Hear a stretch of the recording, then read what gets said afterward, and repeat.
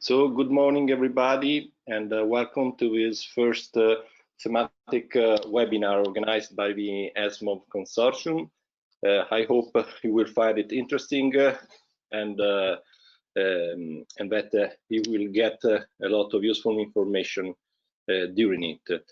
My name is Dario Di Santo. I'm Managing Director of FIRE, which is the Italian partner of the consortium, and I will just introduce this webinar since originally it was thought as a workshop to be held in Rome.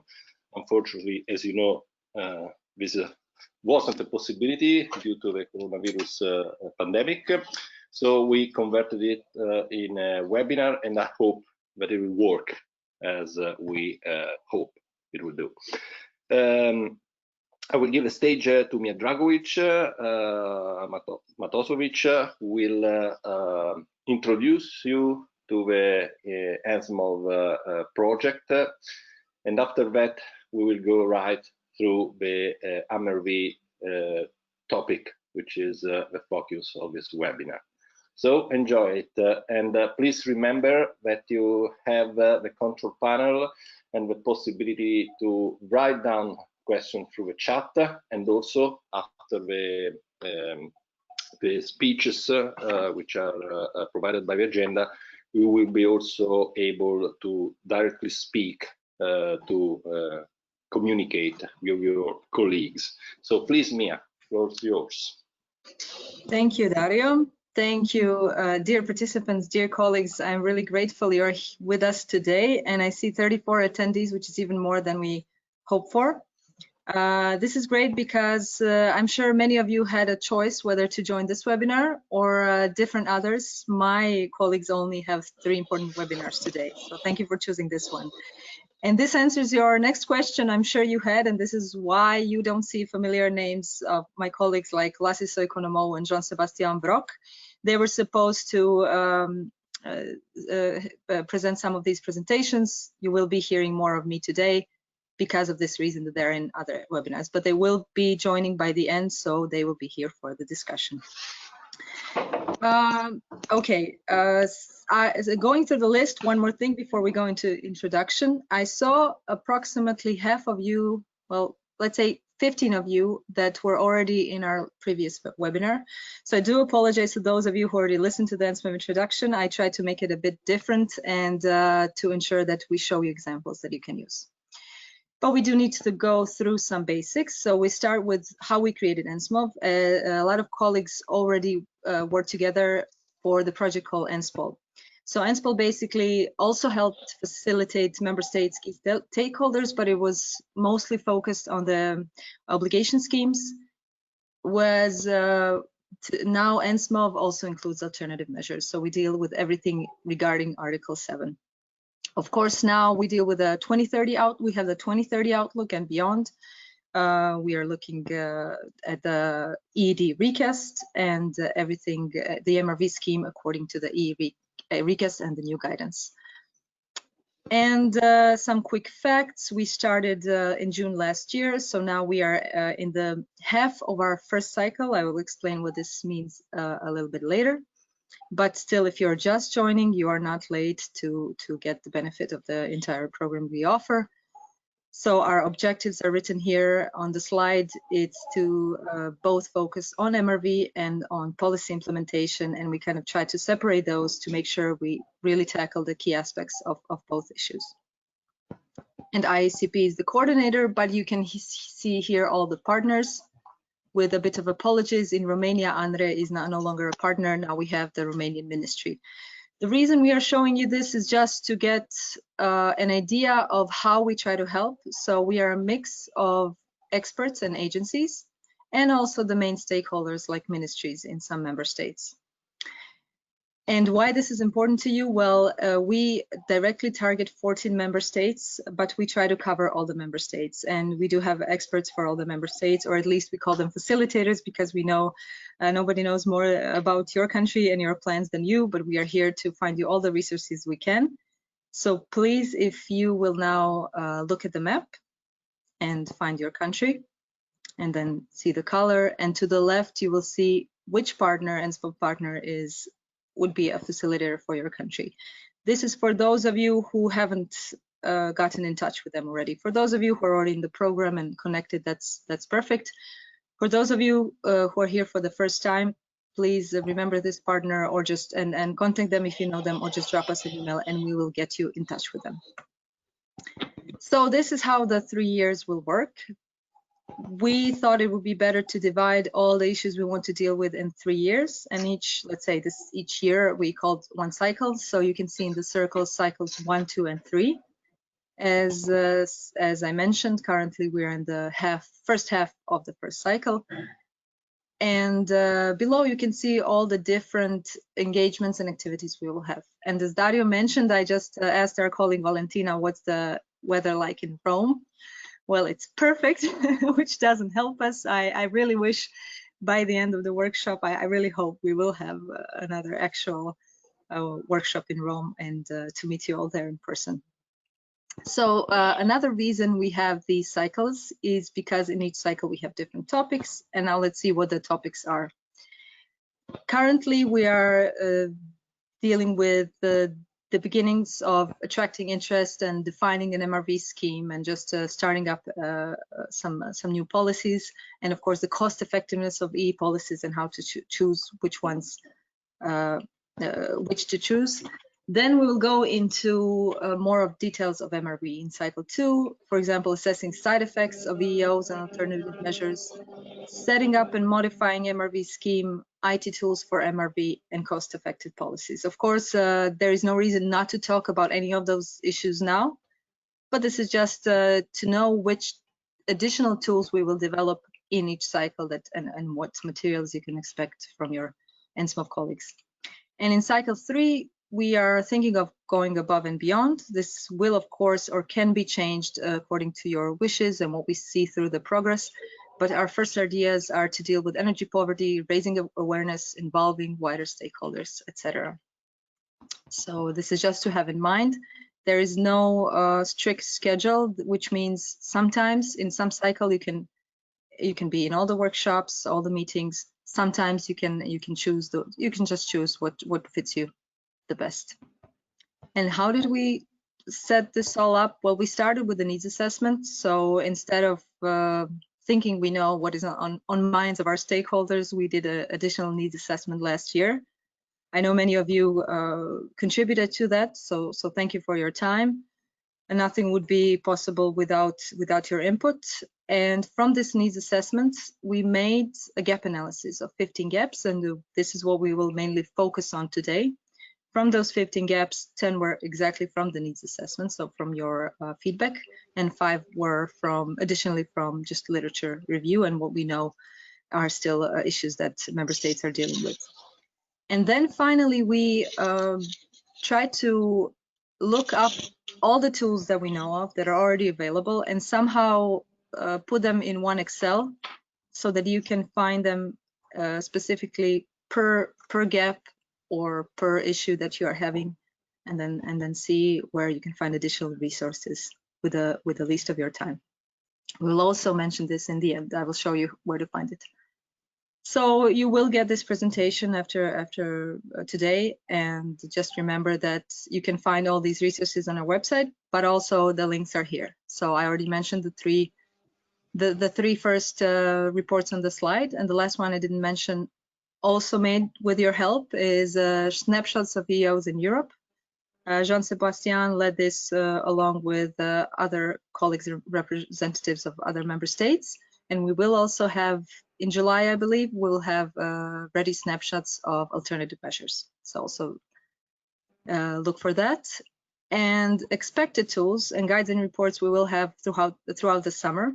We hope in July are the ones on the slide. So financial sustainability and cost effectiveness of both policies and the MRV process, then MRV procedures for financial sustainability, and of course proceedings of all events, policy reports, and many guidelines. So below you see 2 web pages. We would just like to make sure that you know what is that both are ENSMOV web pages. If one is familiar, that's Article 7 EED. That's because this was an ENSMOV web page. There was like a repository of all the materials and tools, and this will now become an official ENSMOV repository and a place to share and to find everything we will talk about. So it's not ready yet, but we are working on it, and it will also be ready this summer. And now I leave to Dario to introduce us all and see who we have here today. We don't hear you. Yes, thank you very much, Mia. And here you can see another map in which people attending this webinar are shown in terms of provenience. We also have Belgium and Germany, who added just yesterday, so they are not included in the map, but they are present today. In green, you can see the participants which are not member of the consortium, and in white the members of the consortium. So I think we have a very good coverage of you today, and I hope this will help the discussion and the interaction among agencies and ministries in order to improve the policies dealing with the energy efficiency. Just to ensure that this interactivity is strengthened, we decided to use the Chatham House rule, which maybe you already know. The idea is that participants are free to use the information received during the event, in this case the webinar, but they can't reveal the identity nor the affiliation of the speakers or of other participants. Why that? Because this way there are two advantages. The first one is that you can feel freer to speak today. Being officers of ministry and agency, you have constraints, of course, in what you can say, but today you can also express your point of view without the risk that afterwards someone will say, the officer from the ministry of Italian ministry said that. No, that can be said. So please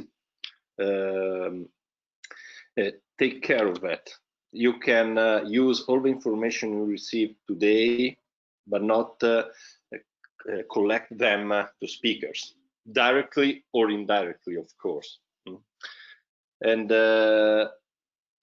last, of course, just one point more, Mia. Of course, we will share with the European Commission and the ESME agency in particular the outcomes of this webinar, but we will stick to the rule in any case. So we will say these are the information we collected and not link it to any particular speaker. In terms of agenda, you will see that after these two introductory presentation, we will go through the MRV topic first with Mia, who will introduce the theme, and then with Thor case studies from Austria, Greece, Italy, and the Netherlands. After that, there will be a good time for debate, so please write down your question and feel free to ask them after the four speeches. So enjoy the webinar, and the floor is against your Mia. Thank you, Dario. Now that we have the rules set, and we can all relax and, as Dario said, talk freely. I'm sure you already have some questions in mind, and that you came here with some things you would like to do through ENSMOV. If not, please use this presentation, and all the presentations we will hear, examples we will hear later on to come up with some questions. Have you noticed that in the map, really, there's a good representation of both countries that have both EOs and alternative measures? I think that's great, but what I counted, and the map is from yesterday, so sorry for all of you who joined late and that you're not represented there, but yesterday, out of 25 countries that we counted, 19 have EOs, either as a mix of both EOs and other policy instruments, or just EOs. But two additional ones expressed that they are thinking about implementing EOs in the future. So this is the reason why today, in some of the issues, we will deal specifically with issues for EEOs. Apologies to those who are necessarily not interested in this, but that's just how it is. We can say that it's a bit more complex of a system just because it has a bit more actors involved. So we do have to talk about it. The idea is that we just run through some gaps because of course the 15 minutes we won't be able to do much, but we want to spark your interest, and we want to show you for each gap that we mentioned today where you can find additional materials on your own. And maybe not in the, maybe we'll solve your problems in the presentation, maybe in the discussion, maybe a few weeks from now when you send us an email and we discuss further, but I'm sure we can, it can be of interest to all of you. So let's start with something we all know, and that's the recast of the Energy Efficiency Directive, which is good in many ways. It brought some explanations that we needed, and it brought some positive change. For example, giving more, putting the alleviation of energy poverty to the front. But it also brought about some discussion and some intricacies, and many things were left unclear. So that's why there was a guidance note from the Commission released last September, I believe. And in this guidance note, there are many explanations, and we will touch upon it today. And we do want to instruct you that every time you are wondering something about MRV, please go to this guidance note first. There will be a link also. And now before we start, let's see what all of you expressed in the needs assessment that we mentioned in the beginning. There is a link to it if you're interested. I won't read all of this. I let you read while I have a sip of coffee.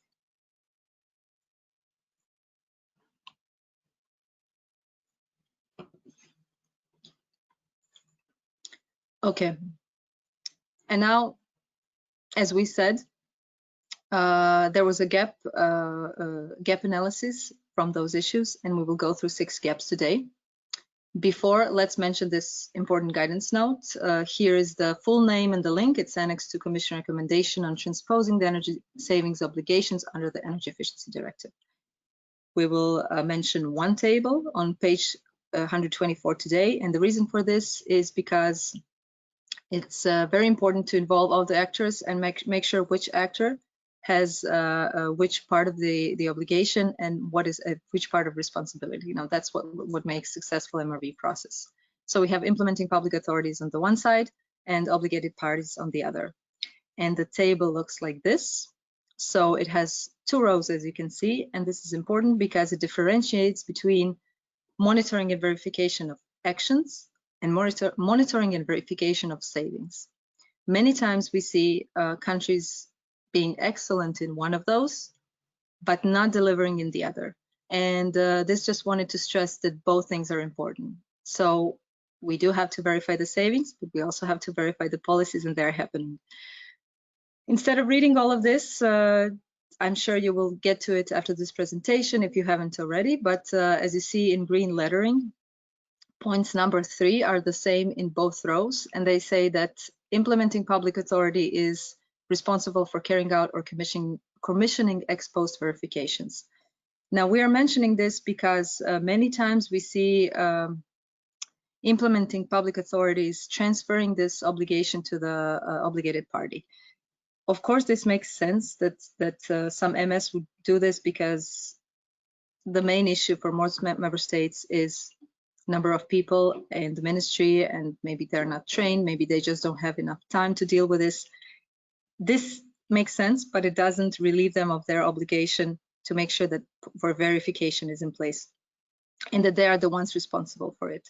There are ways to go around this, and some of the ways we will mention today, for example, either implementing some IT tools that can help them, that in the long run can be cost effective. Another way that some countries are dealing with this of transferring their responsibility is making sure that their laws are in place in such a way that they don't allow obligated parties to choose any measures they wish, but there are main measures that are transcribed by law, And then the rule of verification is very clear through the law, and then other inspections can actually inspect if the savings happened or not. And then it's not up to the ministry. But still, this process needs to explain that if something goes wrong, it's up to the implementing public authority to stand by it. Finally, we move to this gap analysis that we've been mentioning from the beginning. Here you can see the 15 issues. As we said, 10 are from your needs assessment, so directly from what you fed to us is the need you have. And today we will be mentioning 6 of them.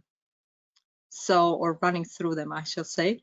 But first gap that we're mentioning today is actually gap number 3 in the report, if you will be looking for it, and it's designing evaluation ready programs.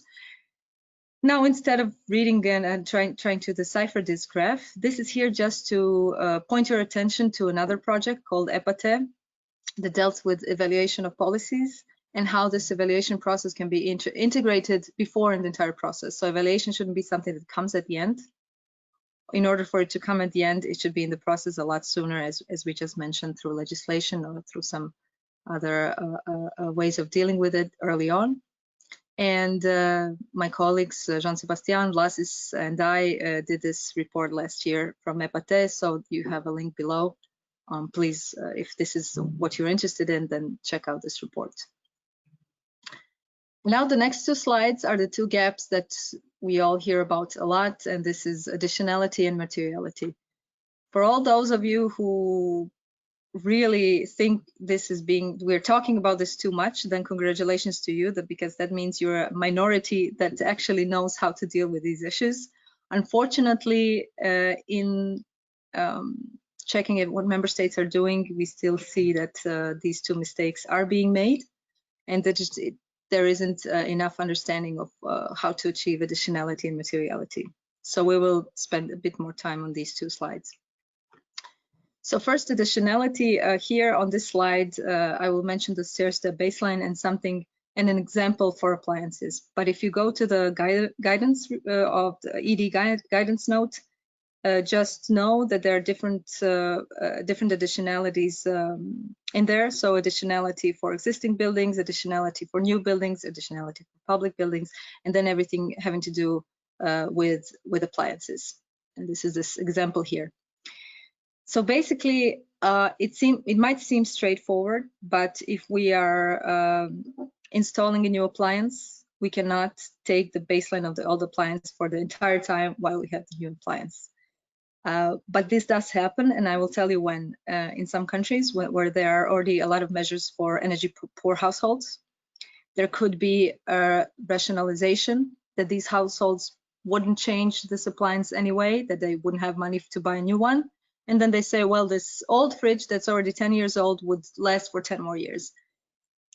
This just isn't sensical, and even if it is so, there should be some reports in your country showing that, let's say, these fridges last longer and that they would stay longer in the households. But at some point, you do need to count on the new baseline of the market efficiency, or what is in the directives, and just what's the baseline of the new appliance. So this is also directly from the guidance, and you can find it there. And then materiality has 2 aspects, and usually when we mention materiality, what comes to mind is a percentage of co-financing, and saying, well, if half of the measure is co-financed, then we are sure we covered materiality. Maybe so, but maybe this is not so cost efficient, and this is not something to strive for.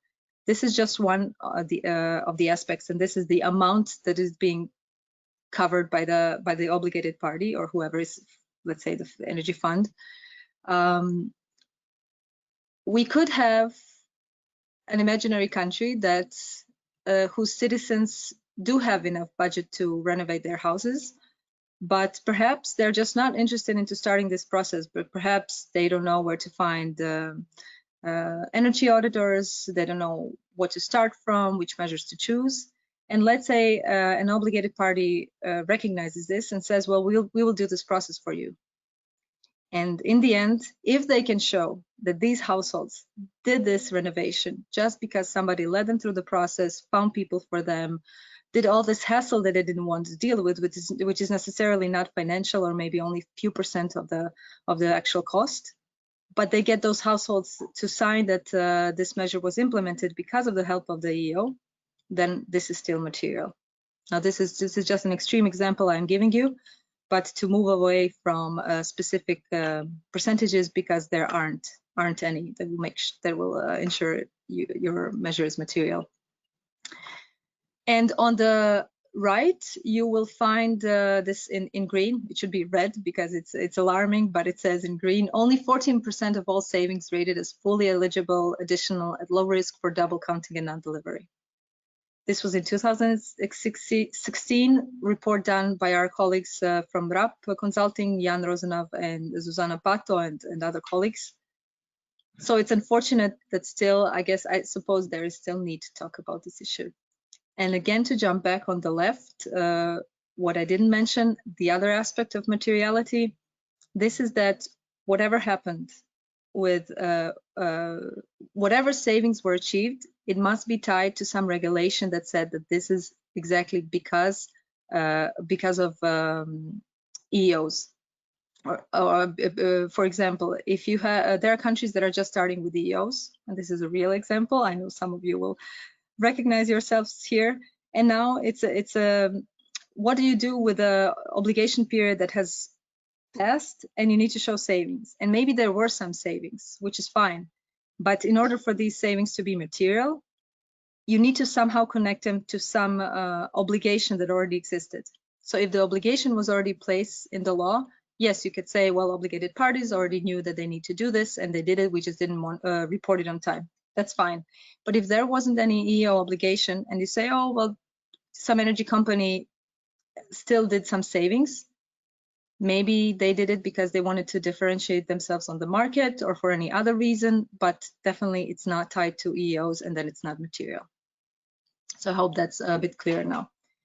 This graph, this is example 4 out of 6 that we will talk about today, and it is gap number 8 in our gap report. But the graph is from the images from the guidance note. If it's confusing to you, we'll go through it now so you will know what it means. Basically, the blue line shows the number of items in the measure. It can be number of appliances installed or number of households renovated, for whatever this measure is. And then the green line shows you either absolute or relative percentage of how much you should check or verify to have a statistically significant proportion. Again, just like with materiality that we talked about a bit earlier, there is no specific answer. And the guidance note gives you a really straightforward example saying, okay, well, let's say in some measure you have 20 households and you do something in those households. Obviously, you won't say you checked and verified 1% of those households, because 1% is even less than one household. If you have 20, it's obvious that you need to check all 20 that they actually happened and not just put them on paper. But if there is more, if it is a large measure, and you could say that it represents a sample size of the entire population, of course you will not check them all, and it makes sense to have a just verified percentage of those measures. Which percentage? Well, I would say that in everything we talk about today, the most important thing is always to have some backup material, that some report that shows the situation in your country, how you calculated it, perhaps calculating the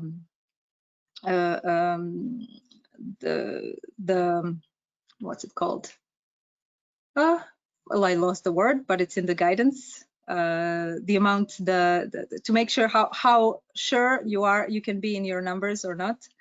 The error, yes, the error in the calculation. So it's all in the guidance report, and you can check out some ways how to do it. And then number 5 out of 6 is again just to show you a technical and practical issue that can be resolved through existing materials. And that is, if you want to design a practical MRV guidance, some IT tools can really help to alleviate the number of people needed in the process.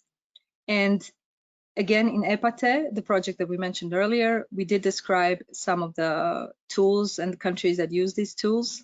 So if you check out this project, you will be able to see some examples of IT tools, how they were implemented, how long it took. You can see whether it's applicable to your country.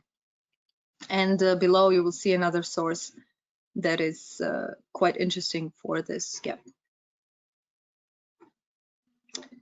The final one for today, at least in this part, and then we can talk about any of these in more detail later on.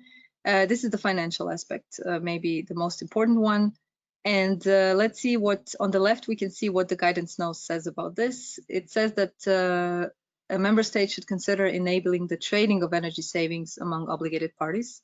It's just obvious that having an obligated, leaving something to the market is more cost efficient than having a national body do it, and it just makes sense. But also, if you want to go a step further and be a bit more innovative in your country, there's this principle called pay for performance. It's beginning to be a buzzword now in Europe. It's a process well implemented and well known in the US. And now we're trying to see ways how we can implement it here. And we are doing this through another project we are currently running. It's called Sensei. You can see the link here. So if this pay for performance is something that you would be interested in investigating, please visit Sensei and get involved there. You can learn a lot. And finally, for the end of my monologue, I promised to show you the tools that we have. I would like to do this because I don't want you to go and see too many links and then this huge Excel and then get lost in it. It should be very easy if you focus on one thing. And this one thing is, if you open it, you will see below, you will see you have a few sheets. So we divided the tools by international tools, European tools, a member state or national tools, and some other academic outputs. So you choose, it's best to go through each of them. But whichever you open, you will see this column that I selected here, and this is ENSMOV categorization. So here you can choose MRV or policy or EOs or alternative measures, and then it will list you those tools that are for you. It will tell you if they're translated to English or not, where you can find more information and which country was involved. So I hope you use those. And now we should be arriving at discussion time, right? Oh no, I'm sorry. Should we leave for questions, Dario, or do we first go to experiences and then discussion? Well, no, I think it is better to go first for experiences. I will thank Mia for all these presentations, very clear and synthetic. And I just want to add one thing. Now you will hear about 4 different experiences and case studies.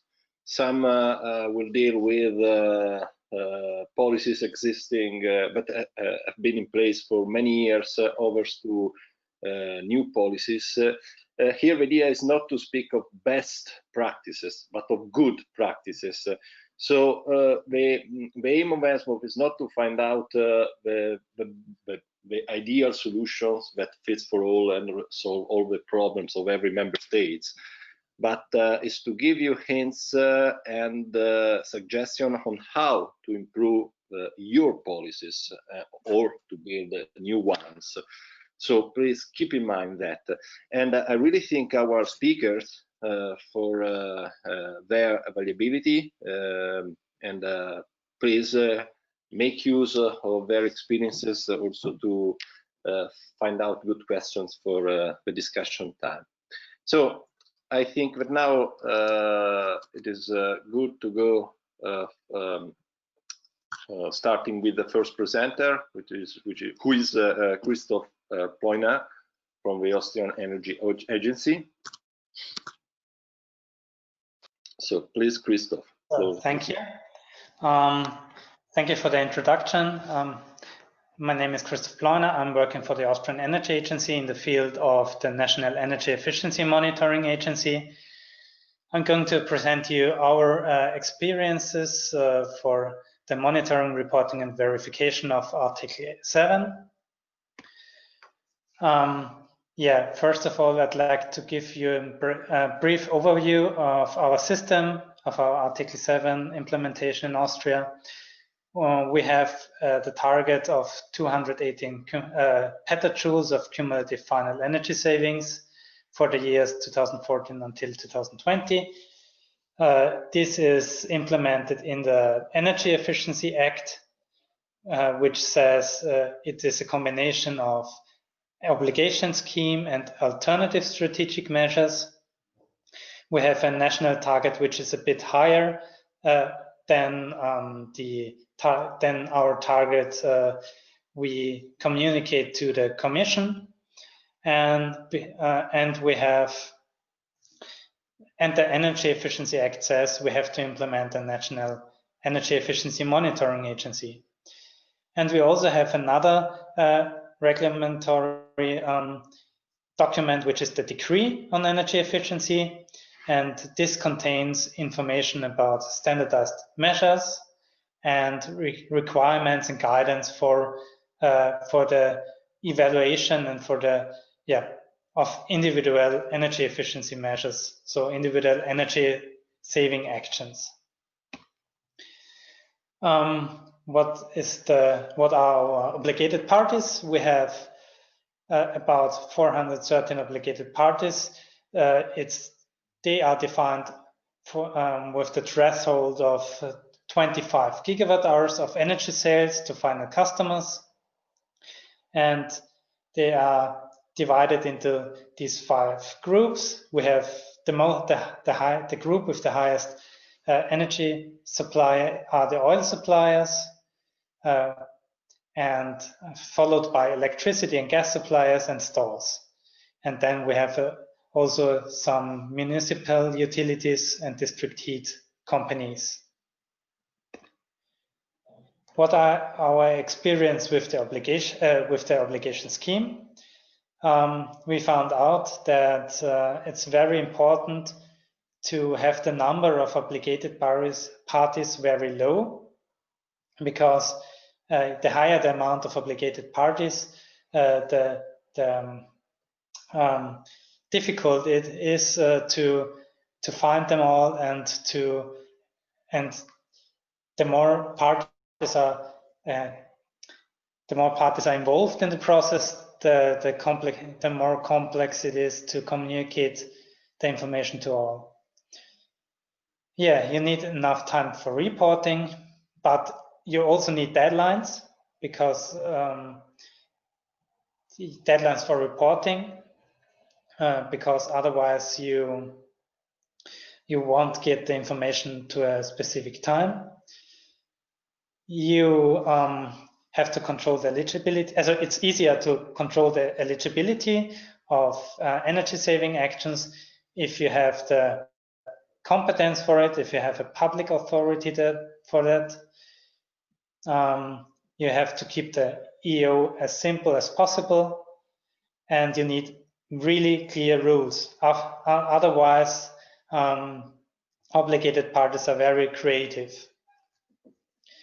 And you also have to exclude critical energy saving actions. How does the reporting work in Austria? We have an e-government platform, which means that we have an online platform where every company which is obligated has to report their energy saving actions. They have to register 2 times. On one hand at the National Energy Efficiency Monitoring Agency, and on the other hand at the platform. Why do we need e-government?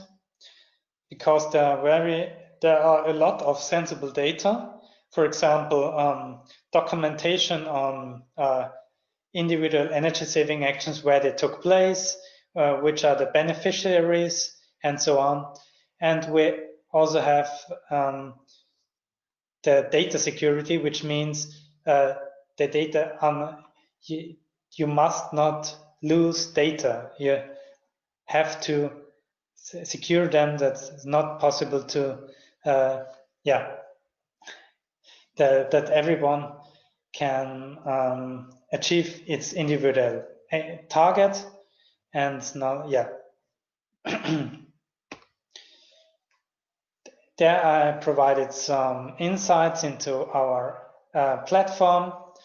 You can see that there are quite some individual action categories. If you go into one of these categories, you have the possibility to report one individual action, and you have, for example, to give information, to put in information on the beneficiary, the date of implementation, and so on, and very energy efficiency action specific data, for example, the appliance type or the number of appliance or the installed electrical performance or the operating hours of an appliance, to find out the energy savings of some actions. Yeah. This information will summed up by us, by the monitoring agency, and then we provide the aggregated energy savings to the ministry and to the Commission. How do we verify that? All required data is reported via the online database, which means a lot of information is available in digital form, and we have a lot of possibilities to check them. We do not have pre-checks because this would mean it would be very expensive to make pre-checks before the obligated parties implement energy efficiency measures. And these checks, we have 3-step evaluation for these energy saving actions. The first step is plausibility checks, which means we have a lot of calculation algorithm for all reported energy efficiency, energy saving actions, which checks, for example, are the values in a tolerance, or are they outliers, for example. And also possible, if you have the information on addresses, you can do easily double counting checks. A second step are the in-depth analysis, which means for a representative sample, we do these in-depth checks, and we look for the documentation. If everything is clearly documented, if we have any information on does it really took place, the implementation of the energy saving action, and are the evaluations correct? Are the numbers of energy savings correct? And we also have some on-site checks. So 25 days a year, we go to the addresses of the implementation sites and look if the appliances are really installed. What are the success factors of monitoring and verification? On the one hand, standardized report procedures allow very easily to gather information which you need for automatically calculate intolerance, or if energy saving actions are in a tolerance. You have to define what is the eligibility. Otherwise, it's difficult to say if something is wrong or not. And documentation requirements are very important.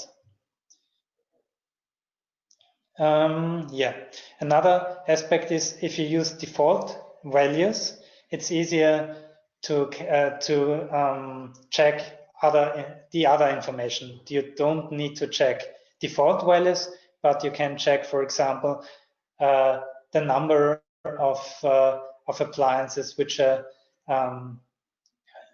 installed.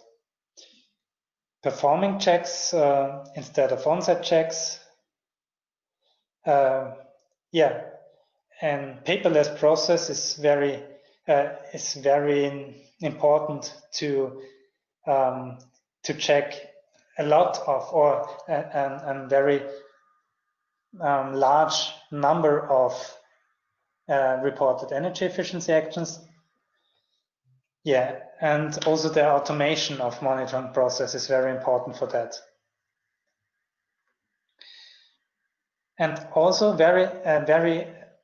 our experience with obligated parties is the more information you give, the less mistakes are done in the reporting of measures. Another experiences are in the case of Austria, companies wanted legal certainty. This means they were not sure if the individual energy saving actions they implemented, if they are really eligible, and they wanted to know that before they implemented. And so it can be a possibility to improve this certainty by implementing pre-checks. But this is very, it means that you have to you need human resources to do that, and it's very expensive. But it's maybe it's possible to do pre-checks by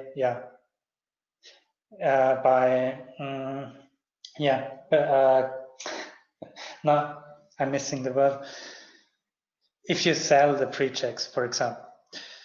In some cases, standardized method can trigger undesirable side effects. So if you have standardized methods, make sure that you have the possibility to change them if you see that there are developments ongoing which you don't want to have. For example, if you have easier document requirements for some energy saving actions, and you see that this is that some companies use them and to fake measures, for example, you have to change this as fast as possible. You have to take into account long lead time for the buildup of the reporting, especially for this e-government platform. And the more features you have in the online application, the easier is the checking afterwards, and as well as to do evaluations in the with the reported data. And really don't underestimate the creativity of obligated parties. What are the best, or what can we say is the best practice for Austria? We had a very long stakeholder process. We involved obligated parties and energy service providers in Austria not to define the law, but to get feedback on what went wrong and what went good.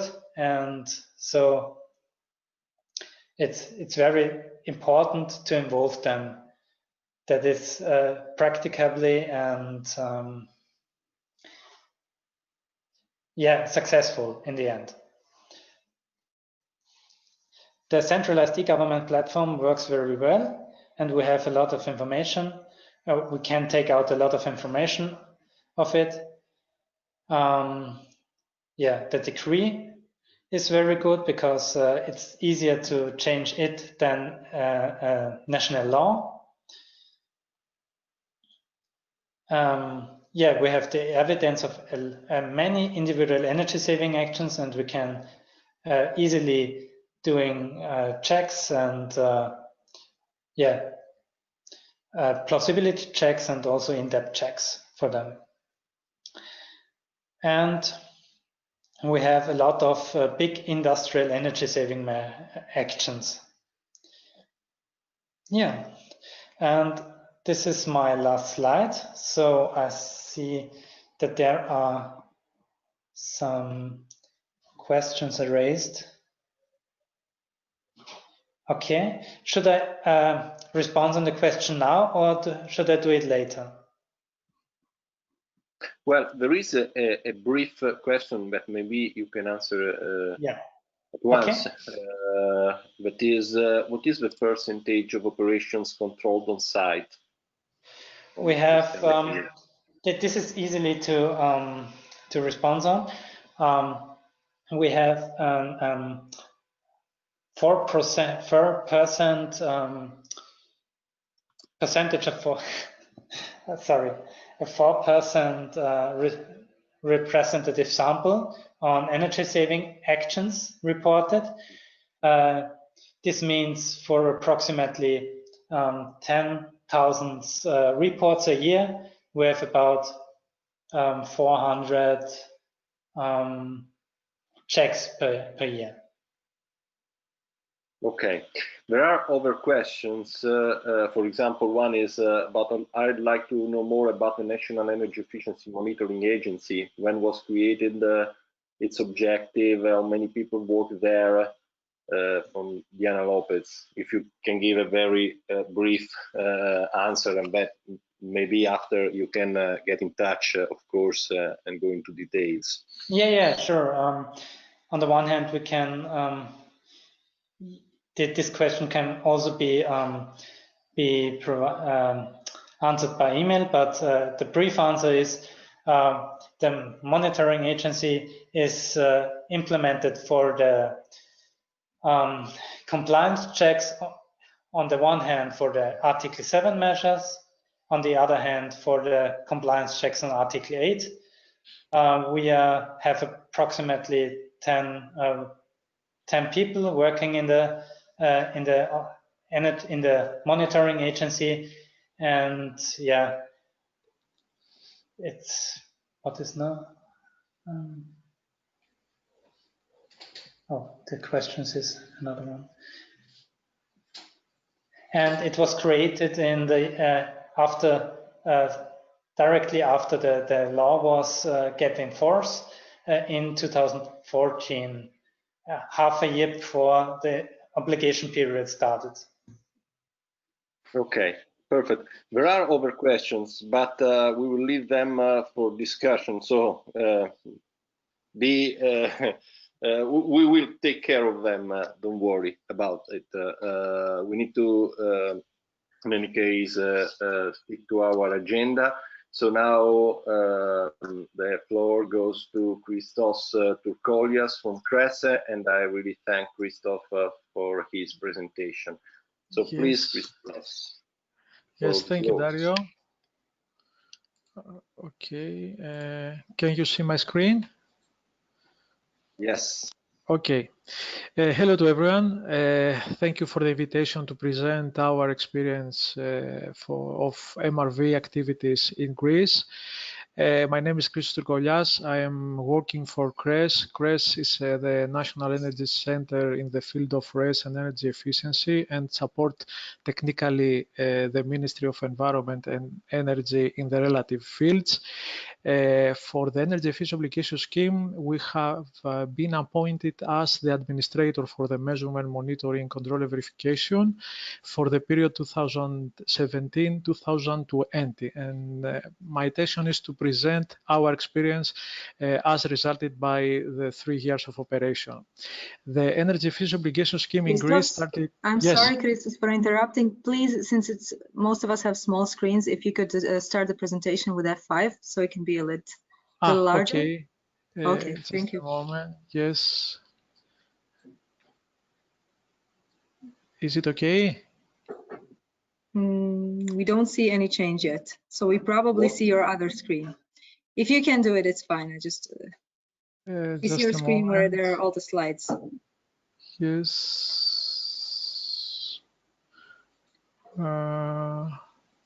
I had the same. Do you have two screens? I had the same problem. I can tell you what to do. Yes. I have only one, I think. And you So, pressed F5? maybe what you can do is to reduce the notes. Okay, yes. Field, so Yes, that, reduce the notes. No? Okay. There we have now it. it's perfect. Perfect. Thank you. Okay. The energy efficiency obligation scheme started in 2017 and undertaking 10% approximately of the total target within the framework of Article 7. So we have a combination of alternative measures for 90% of the target, and 10% of the target will be derived by the contribution of energy efficiency obligation schemes. And in these schemes, it is foreseen the participation of electricity, natural gas, and petroleum product suppliers. It was a new scheme, and all the emphasis was given mainly of how to confront the adverse impact of the economic recessions, which the main results were realized from the beginning of 2010. We wanted to avoid to increase the respective fuel prices due to the administrative burden. So we had an additional burden so as to reduce the administrative burden for all the involved parties and obligated parties and the administrator. We tend to foster the participation of the suppliers of petroleum products because it was something completely different from their entrepreneurial strategy. We had an additional problem due to the high maturity of energy service market so as to be providing an alternative option to the obligated parties to fulfill the target. And of course, we have a lot of technical issues to solve, such as how to measure, control, and validate, verify the behavioral measures, and of course to integrate all the technical requirements of Article 7 within these schemes. I have to note that in 2017, the previous, let's say, version of the guidance from Commission was not so good. So the majority of these technical issues had not been clarified. But I think that for the next period, 2021 to 2030, the guidance is much better and a lot of issues will be, let's say, handled more effectively. The obligated parties managed to achieve the target within the first 2 years of the scheme. And now we are in the phase, of course, they continue to deliver and to report additional energy savings. And now we are in the phase to design the new scheme and the new MRV framework for the next period, 2021-2030. As I said, there was a ministerial decree which described all the framework of operation for this energy efficiency obligation scheme, including the MRV framework. So we developed a specialized framework which was based on a specific sequence of specific steps, as you can see in this diagram. First of all, according to the requirement of EED, we select bottom-up measurement, we develop specific bottom-up equations, and taking into account this bottom-up equation, we specify the appropriate data collection procedure for determining both the default values and the required input data. We conduct control verification activities for the input data for these bottom-up equations, and we estimate the delivered energy savings so as to be reported to the ministry within the framework of Article 7. And of course, we perform assessment, let's say, activities, exercises so as to estimate the cost effectiveness of the implemented energy efficiency measures. Here is the procedure for the implementation of this MRV system. First of all, the obligated party had the obligation to submit the annual compliance plan to the administrator. The administrator control this annual compliance plans and provide recommendations to the obligated party regarding the effective and, let's say, typical implementation of these measures in accordance with the technical requirements of Article 7. Then the obligated party continue with the implementation of the planned energy efficiency measure, taking into account the recommendation from the administrator, and they submit the measures and the achieved savings to the administrator so as to continue with the implementation of the control and verification activities. Finally, after the completion of this step, the administrator fulfills the clearance of the energy savings and prepares the annual clearance report. All these steps have been described in the ministerial decree for the operation of the energy efficiency obligation schemes. There are specific deadline for this, and of course, as administrator, we prepared specific templates so as to facilitate the conduction of these activities. We have prepared template for the annual compliance plan, template for the recommendation for this. We have developed a submission tool. We have template for in order to provide recommendation for the control verification and for asking for additional control verification items, let's say. And of course, we have a template for the annual clearance report. As I mentioned, we developed, and the main pillar, the central pillar of this MRV system is the developed bottom-up equation. We developed 26 equations covering the vast majority of the energy efficiency measures. Of course, we give the opportunity to obligated parties to propose additional for new measures. These proposals are submitted to administrator which decide about the official adoption of this. We have prepared a document describing all the required parameters, both the default values for the deemed methods, and of course information about how the baseline must be constituted, and of course the input data which are required to be collected and of course to be controlled and verified. At this point, I have to highlight the contribution of multi-project, which was a project Horizon where CRES participated, which gave, let's say, the first insight about how to develop bottom-up equations, how to develop the MRV system in accordance with the requirements of Article 7 of the EED. And of course, we publicized an indicative list of energy efficiency measures, and we provided information about which bottom-up can be used and information about the used lifetime. Now, about the control verification framework, we used the same which was proposed in multi-project. This framework consists of 3 steps. First of all, we conduct plausibility checks for all the reported energy efficiency measures. In the second step, we identify and constitute the control and verification shape. In the third, we implement in-depth checks. As you can see, there are a lot of similarities with the respective scheme with Austria.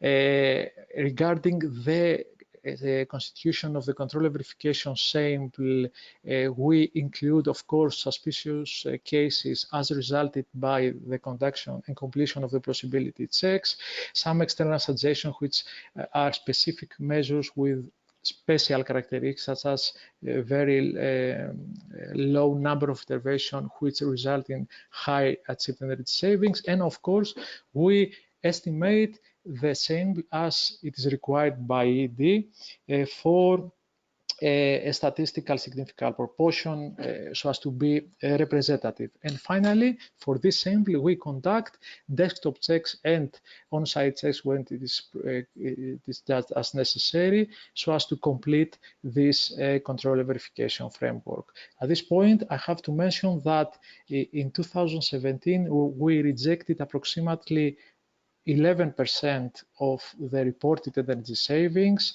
7% in 2018, and now we are in the procedure of making the clearance to complete until the end of May. We are approximately at 10%. Of course, as you saw, we used a submission tool allowing the obligated parties to submit the energy efficiency measures. For the first period, we selected to use an Excel-based tool, but we have started the preparation to develop an IT platform for the next period, and now we are waiting to find a consensus about the new regulation so as to be the provisions of this regulation to be incorporated in the IT platform. As you can see, this is the front page of the Excel-based tool where we have one button for one specific bottom-up equation, so the submission of the measures is become in accordance with the respective bottom-up equation. And our experience was that it was very easy for operation. It facilitated the familiarization of the obligated parties. Of course, it provides some flexibility to make minor changes, and of course, it gives transparency, which is very crucial, especially for the initial stage of such schemes, because everyone can see both the specified default values and, of course, the input data.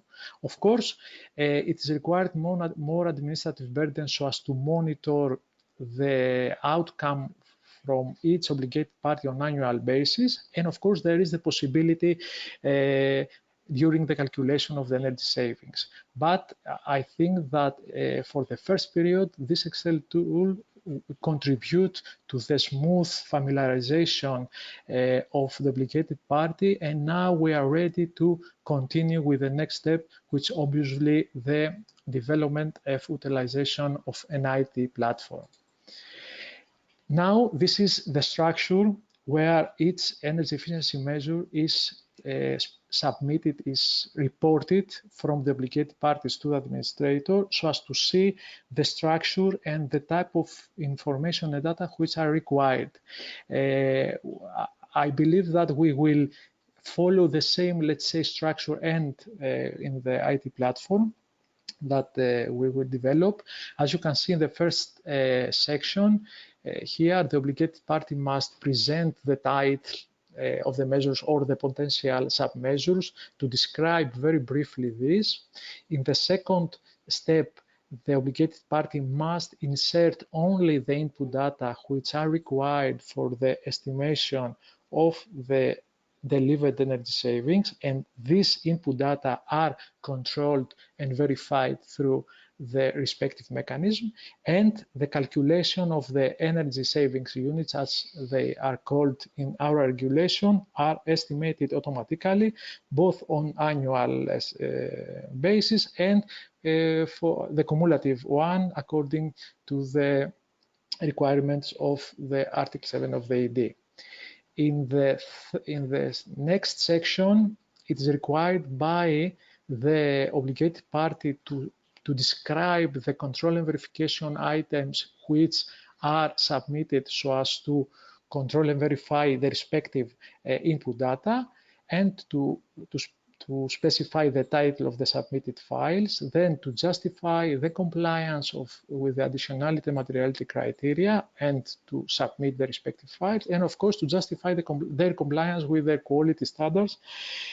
All these files are provided electronically to the administrator through email or through other means. We do not have, let's say, papers for this. All the submission is performed automatically. And in the final section, we have the justification of the eligibility of the measures. their procedure in order to avoid double counting for both among the measures which are implemented by each obligated party and for general. And of course, there is a section to specify additional issues. Moreover, for specific measures where it is foreseen the implementation of measures in energy poor household where it is foreseen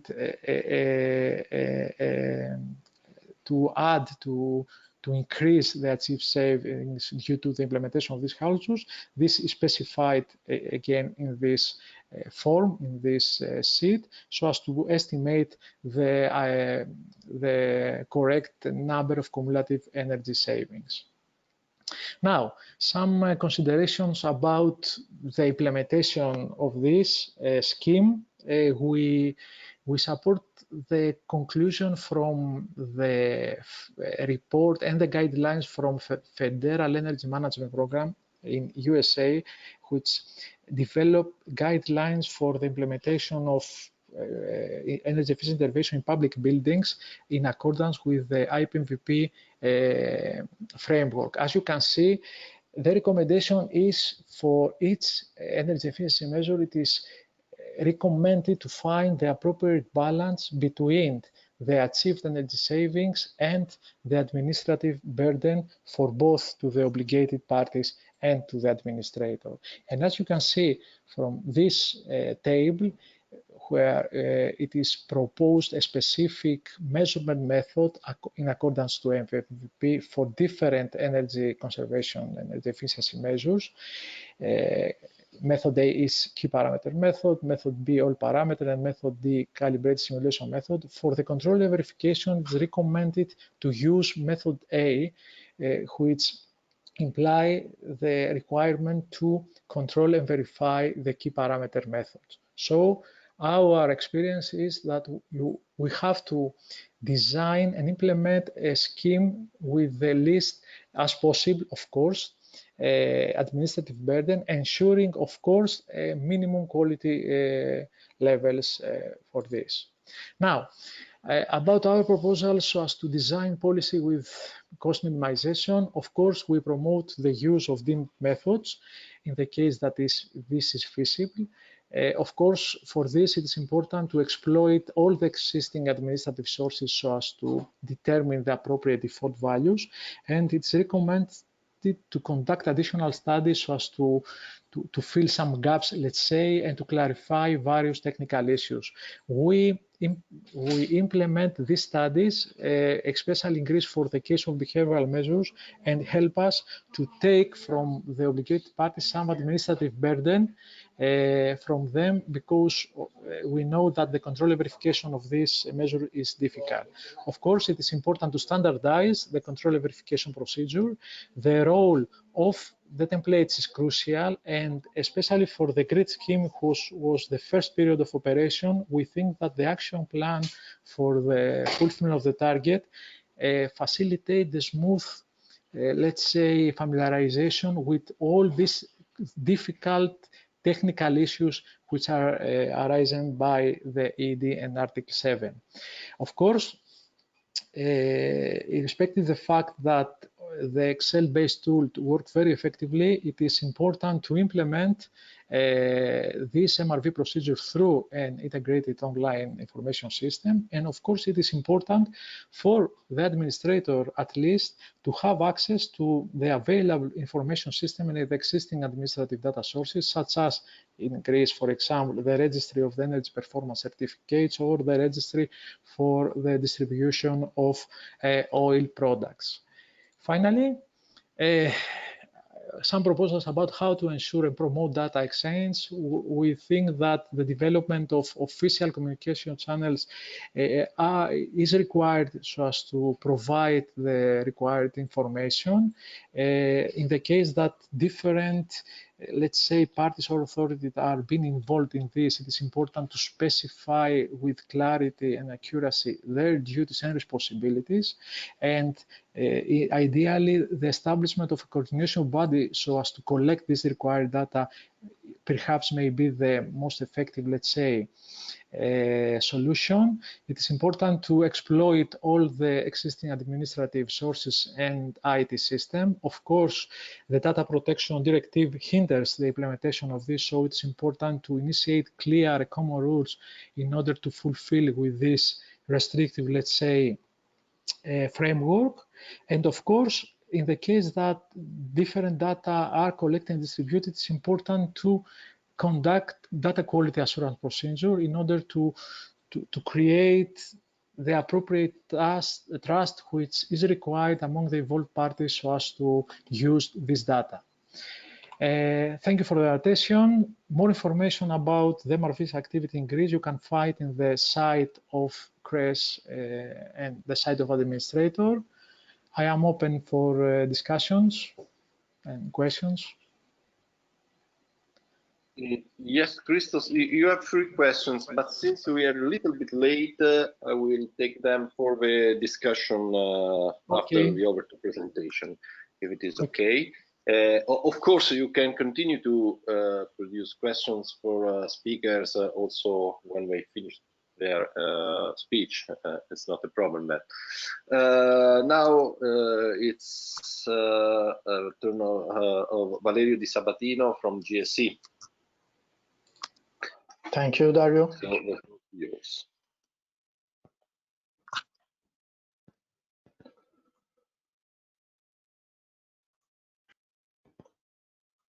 Okay, thank you. I present myself first. I am Valerio Di Sabatino and I work for GSE within the White Certificate unit. And today I will show you in brief GSE activities, so group and mission. Then I will show you a White Certificate scheme according to one of the instruments that GSE manages for according to the Energy Efficiency Directive.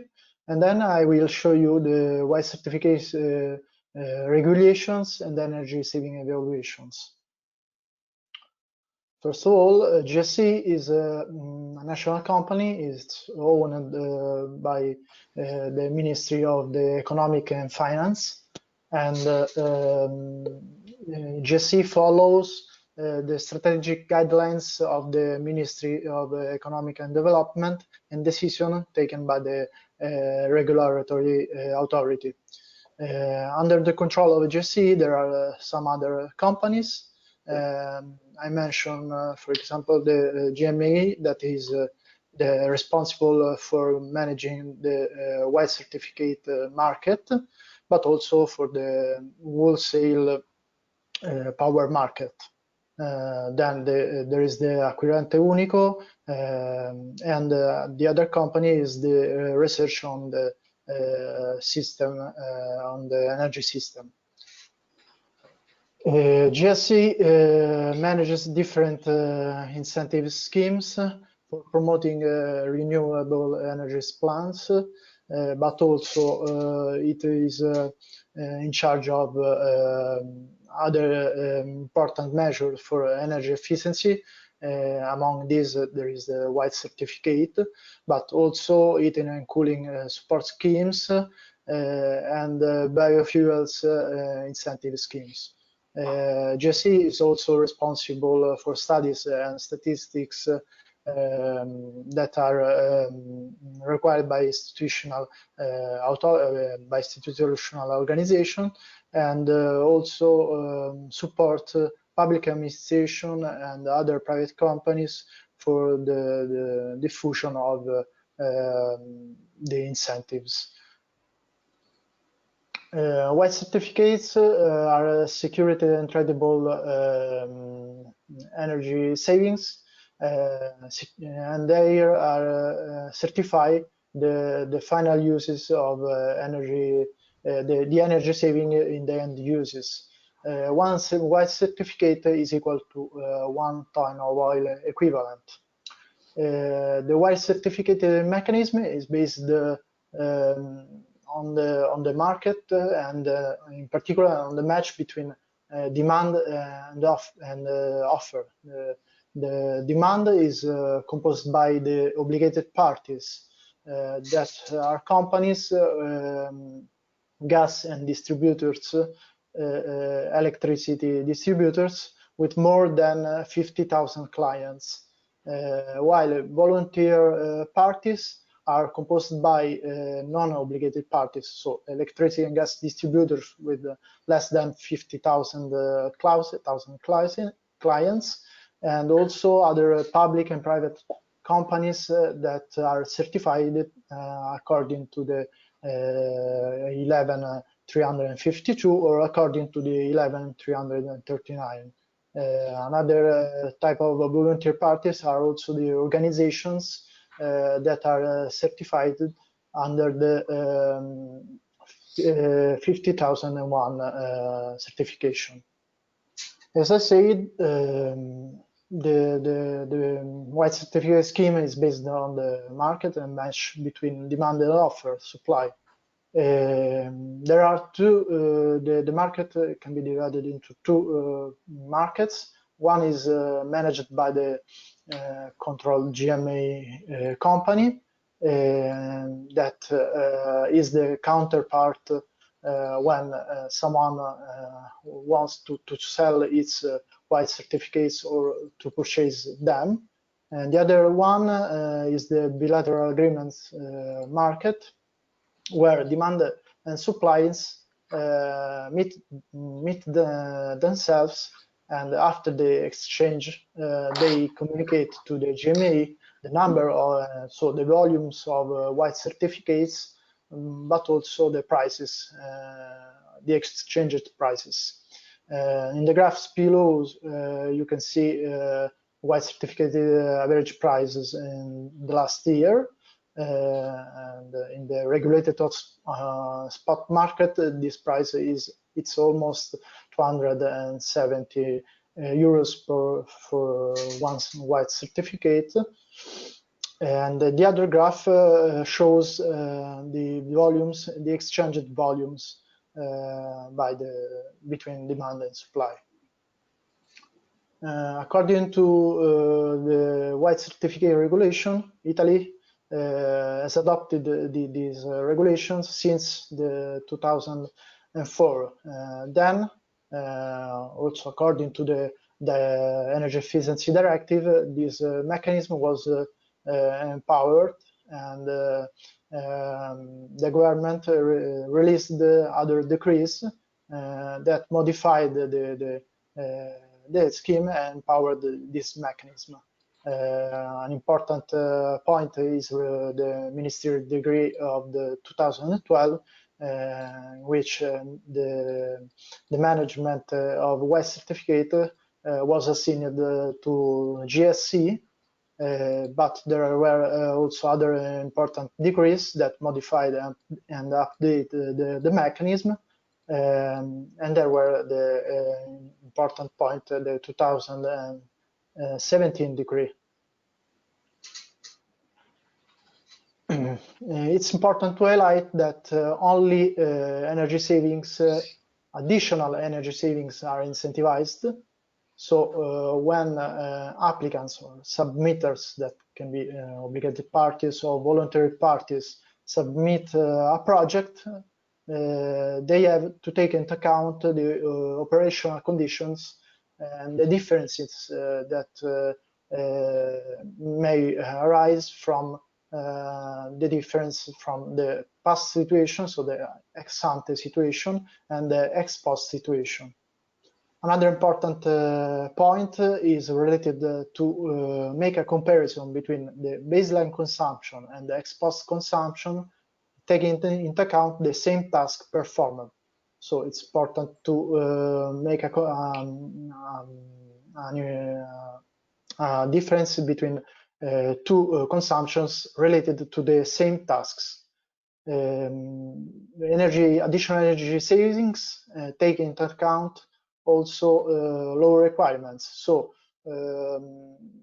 if the intervention to reduce energy savings in the end uses is implemented to respect a lower requirement, only the additional part of this intervention can be incentivized.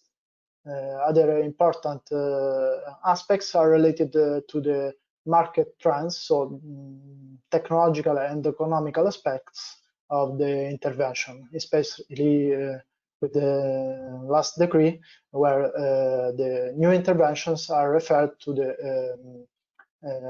reference consumptions, so the standard technologies.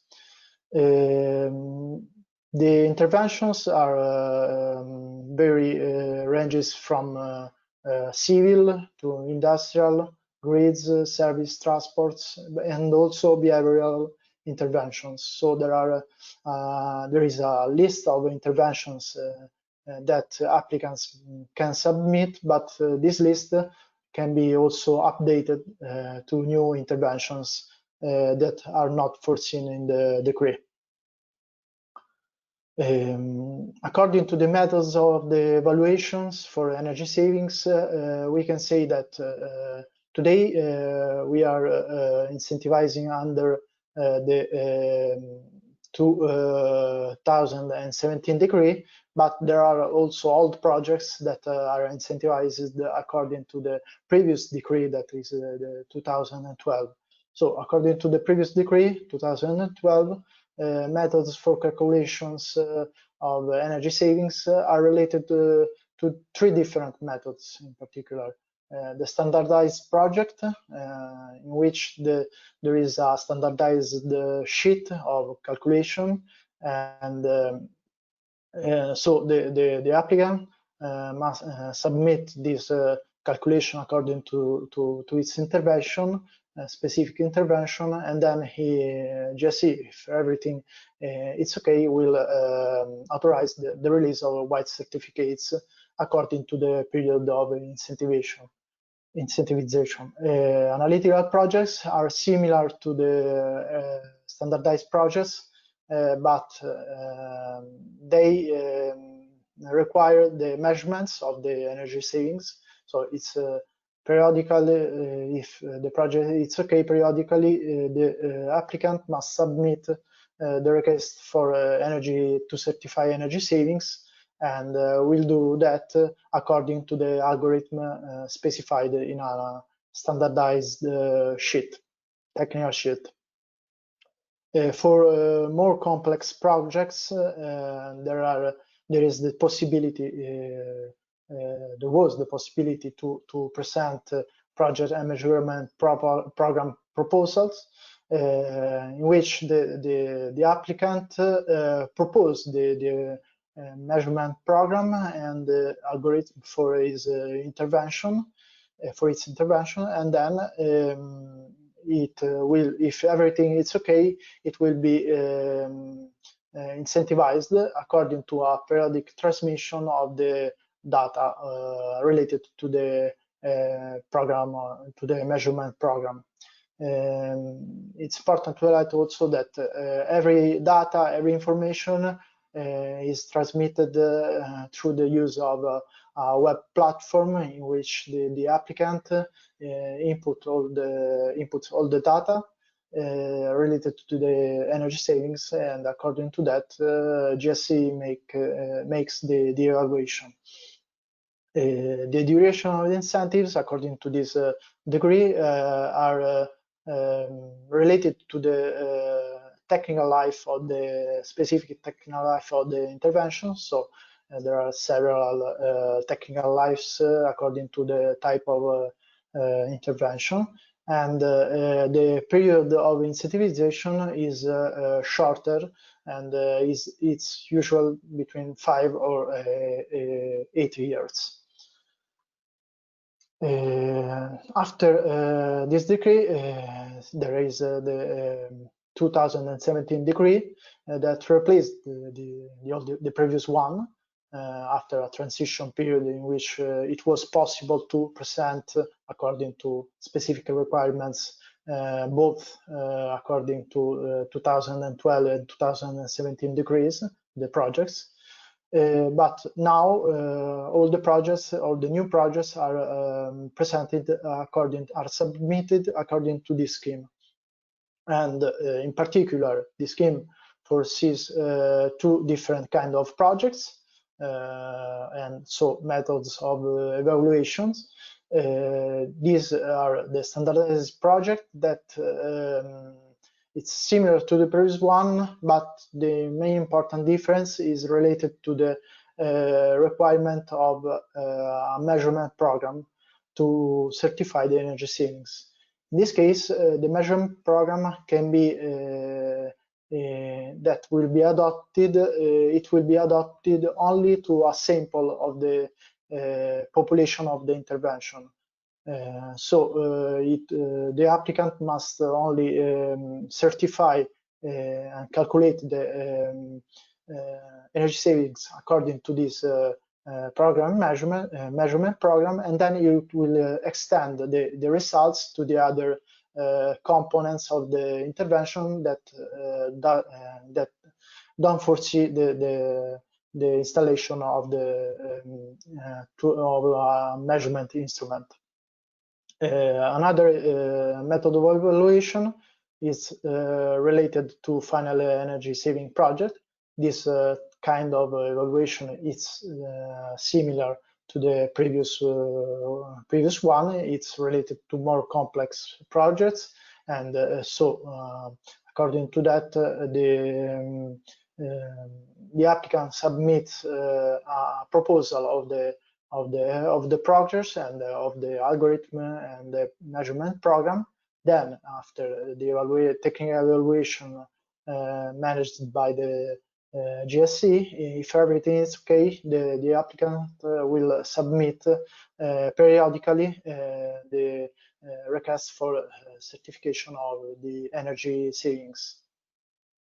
The duration of the incentives in this case, it's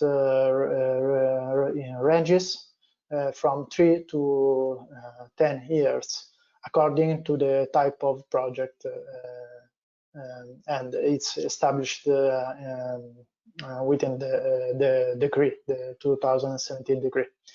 It's important also to highlight that also in this case there is a web platform where where the applicants will transfer their data, their information about the projects, and all the data of the energy savings are transmitted to the white certificate function.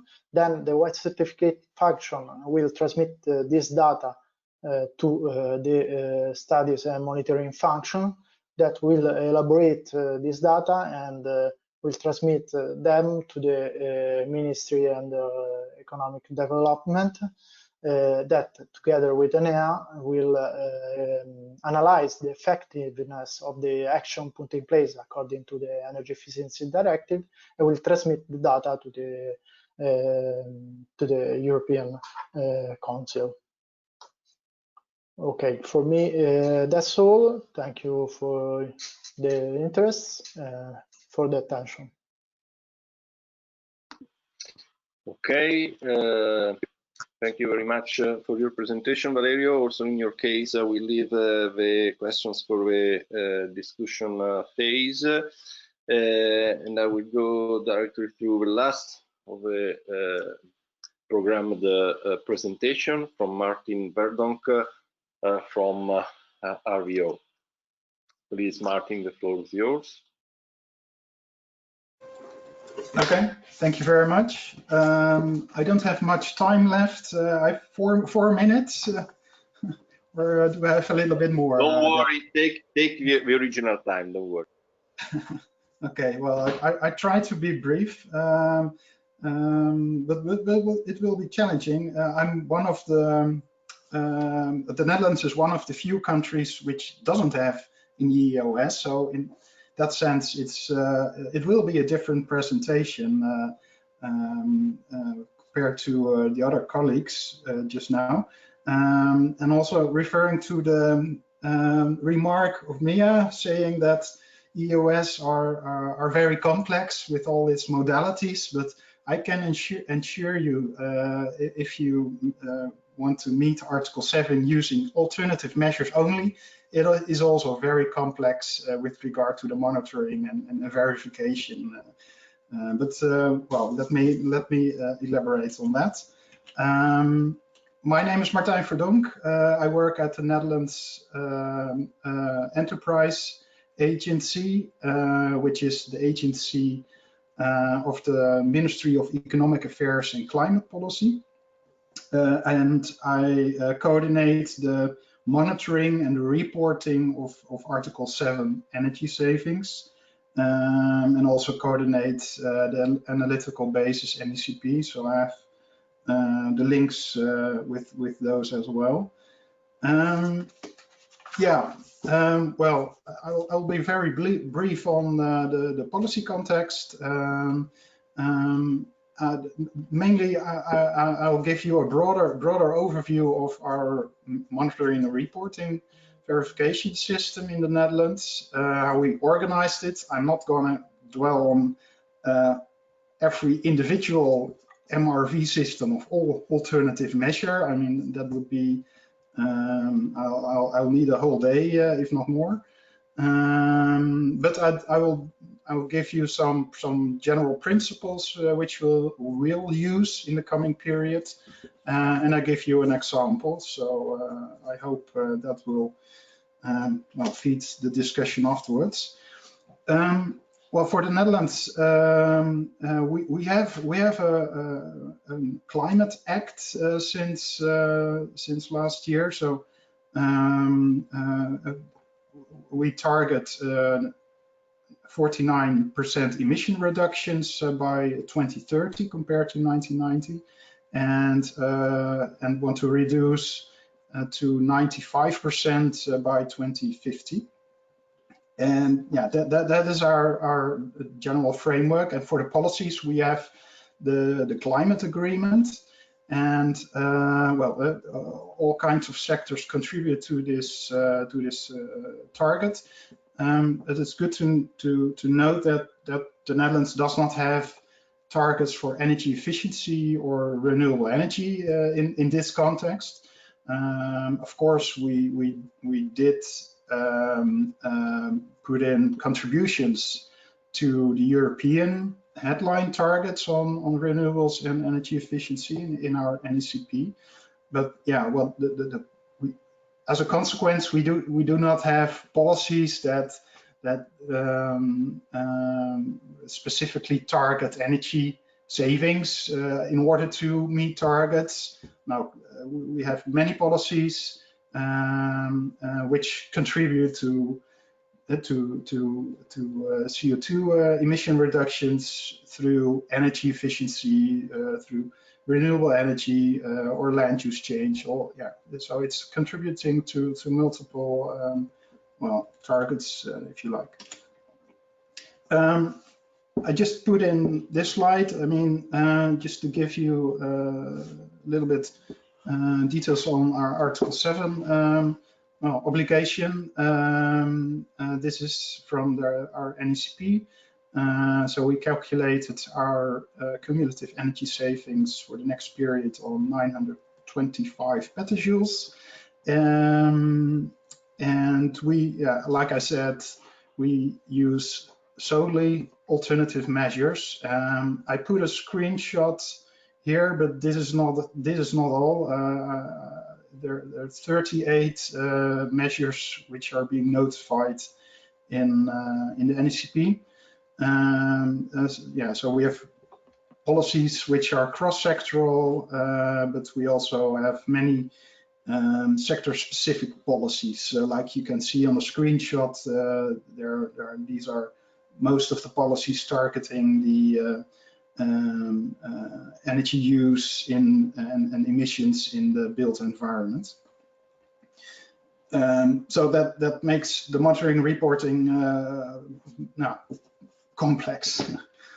But to give you a broad outline of our national system on MRV and how it relates to the policy cycle, you also saw a slide from Mia in the introduction with those two arrows. Well, this is a little bit different, more like a cycle. we start with a plan. I mean, we did not start with a plan, but let's start there. We make a plan, national climate plan, every 5 years, and we have NECP, which has a horizon for 10 years, which can be updated, of course, after 5 years. And we have aligned the dates of those two plans, so they are consistent with each other. And then, of course, policies are being implemented, like subsidies or tax reductions. Well, and for all those policies, agencies make registrations of applications. They check and they verify whether these are sound. And at the same time, data is being collected by those same agencies about the number of measures being taken, what kind of technology. And we also have the Statistics Bureau, which collects various statistics on like energy consumption and fuel use, etc. And well, that is used for the monitoring. In order to report about the progress on meeting the targets.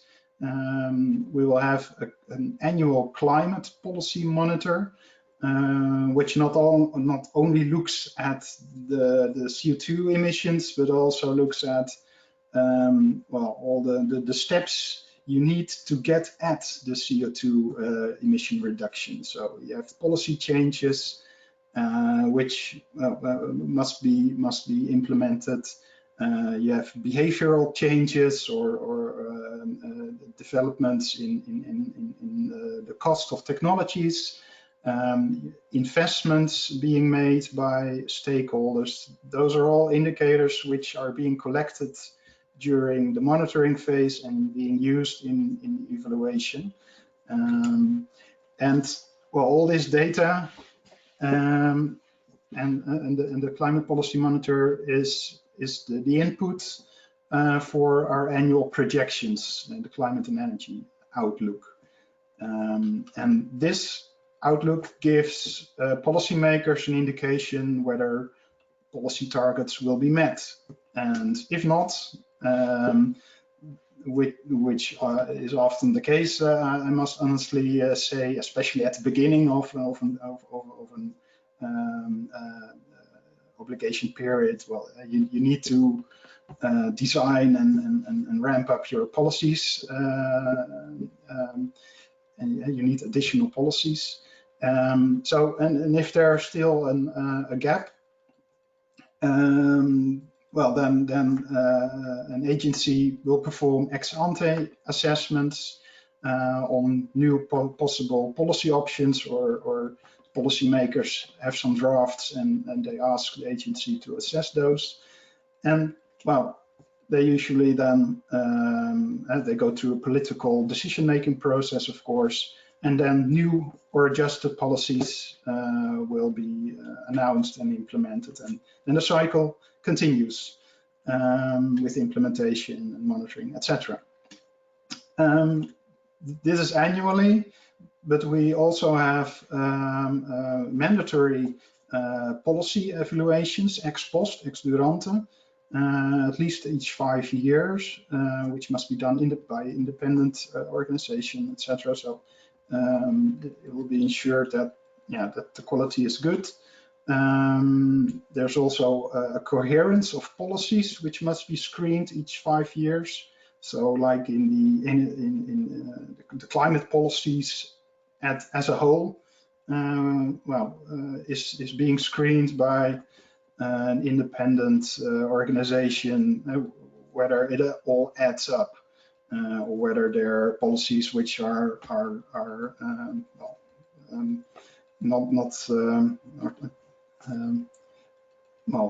not working good together. Then we also have an independent court of audit. This court looks annually at the governmental expenditures and reports to the parliament about this, and also looks at the effectiveness and efficiency of those policies. And they make also ad hoc investigations in specific policy areas, like also energy policies. And of course, we also have the EU progress reports on NECP, UN reports on climate policy. So this is our gives a brief overview of our entire system. Specifically on energy savings, this is more the methodological side of it. In our NECP, we did include the notification, Annex 3, and we noted general principles which we will apply during the next obligation period. Basically the methods, I saw it also from the other presenters, is using deemed savings, or determining deemed savings using technical estimates. And we use bottom-up data to do this, either from market developments, like sold insulation of materials, the registered new cars, EVs, and we also used investments resulting from policy measures, like from subsidies or fiscal benefits. Well, and we make sure that calculations, the baseline meets also the criteria from the EUD, and we do that by comparing the new situation with EU energy and CO2 norms at the end of the lifetime. Let's say new buildings, they must perform better than EPBD norms, for example. Then we can count that as energy savings. Or appliances that are more efficient than eco-design gives a good baseline. If it's early replacement, of course, then it's also possible to use current situations.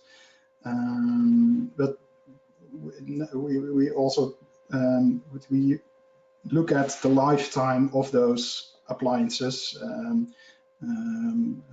to make sure that we don't count energy savings after the lifetime of those measures. And perhaps, well, yeah, another thing, I'm not sure, but as we have 38 measures notified, we had a problem how to make sure that everything's coherent, the calculations, and also the risk of double counting is quite large. So we're developing for all sectors. For one sector, we already do this method for on sectoral level. And yeah, that I will show you an example in the next slide. So we're not doing it. No, we don't have methods. We do have methods for policy measures, but we're not reporting those on an individual level. We integrate all policy measures within a sector. Yeah, and we're making a report on this, on how we do that exactly for all sectors, which we hopefully have at the end, by the end of June. Well, an example, energy savings in the built environment. I saw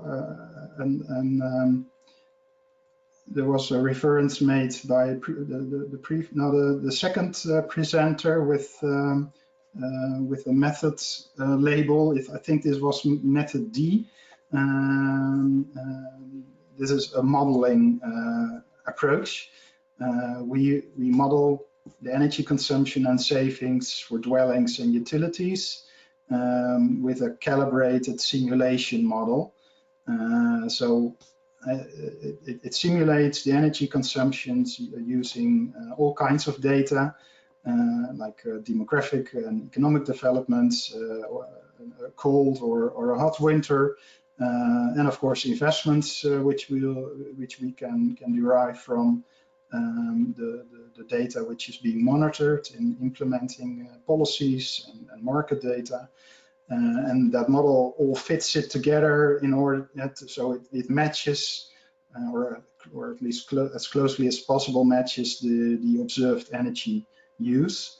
And from that, when that is calibrated, it can also derive the energy savings in each year ex post by looking at the penetration of energy savings technologies or investments made in energy saving technologies. Well, this modeling is also used in our projections, so it's the same. The models are the same. The input for the ex post for the realized period is also the same. So it's fully consistent with each other, so that's a big advantage.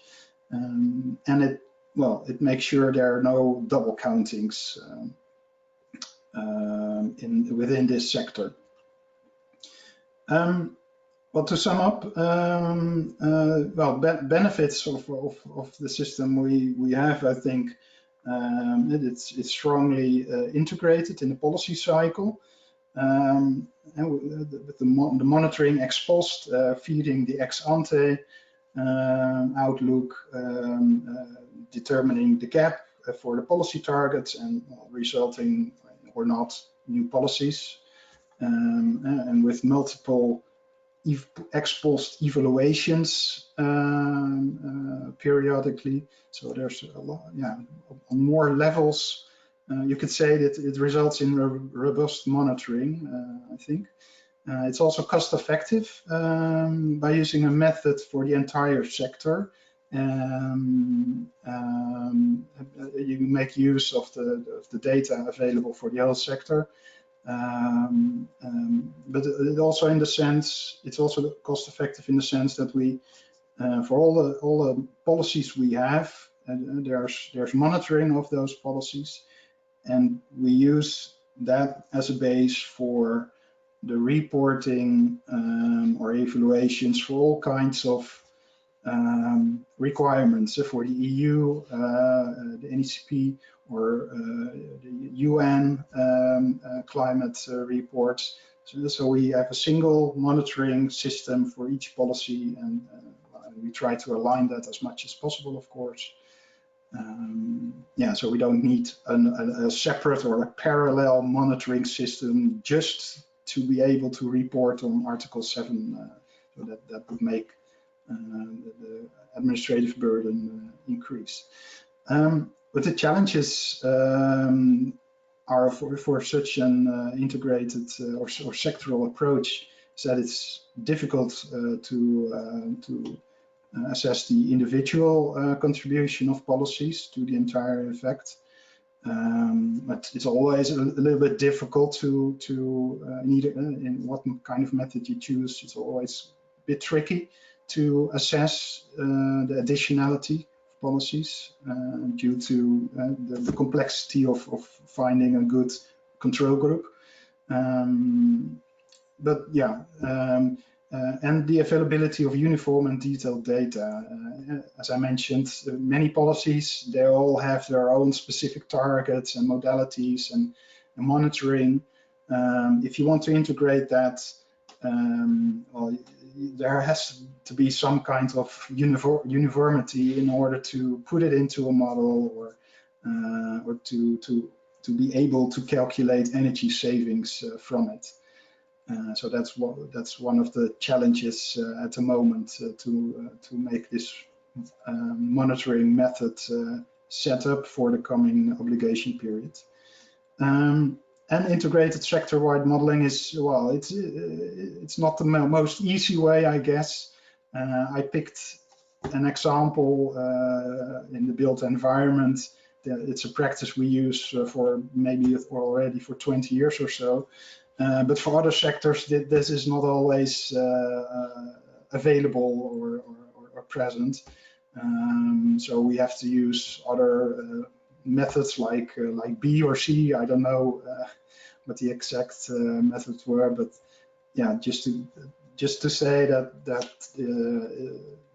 is not something we use for all kinds of situations.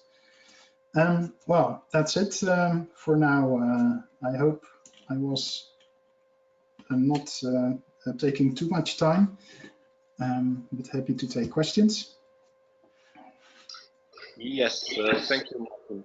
And I will start with a question for you from Sebastian Brock. So using a monitoring approach for subsector instead of per measure seems quite relevant to avoid double counting, as you mentioned, and is in line with using policy mix of packages per sector. However, from the Article 7 perspective, how do you ensure materiality? For example, how do you demonstrate the links between the policy measures and the results based on the market data? Yeah, that's a good question.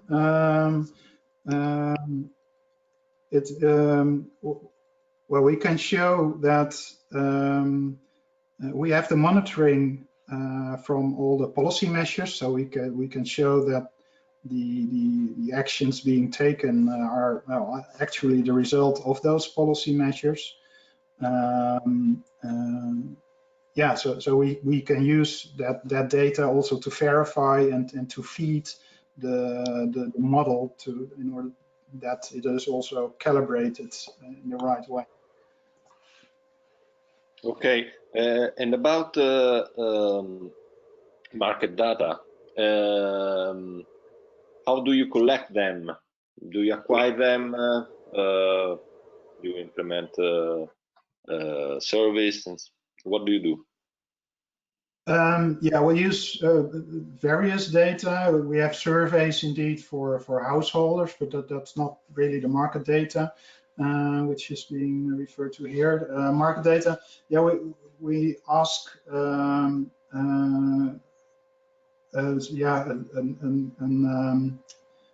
bureau to collect those data from big suppliers.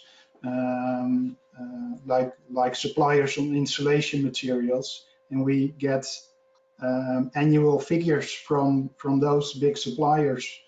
I mean, for insulation, there are just a handful of maybe 1 or 2 or 3, I don't know exactly, but it's not that much. So you get a good overview of what is happening in the market.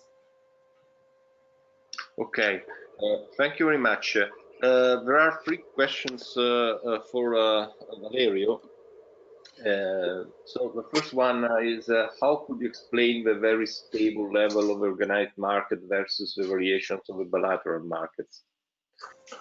Well, according to my experience, the 2 markets are very different, because the first market is the match between the demand and supply, the poor match between demand and supply, and it is also related to the regulation that are put in place by the government. So the price is related to these 2 factors, while the bilateral agreement market is related to the commercial agreement between the demand and the supply, between 2 companies that can write their and put their benefits and their costs to stabilize, to have a final price that maybe doesn't reflect the real price of a white certificate. Yeah, I can also add, for the benefit of Christian, who asked the question, that another point is that in bilateral market you also have, for example, distributors buying certificates from their own ESCOs, and in that case the price can be lower than the market price. and then there is the effect that was mentioned. The other two questions are linked, so I will ask just one. So for measurement program of standardized data, what is the percentage tested and the calculation of savings are impacted or not by the results of a measurement campaign? And linked to that, what is the feedback and the outcome about the addition of the measurement campaign? How did this affect the presentation and the use of this methodology? Well, I think that the standardized projects are related to the correct determination of the sample.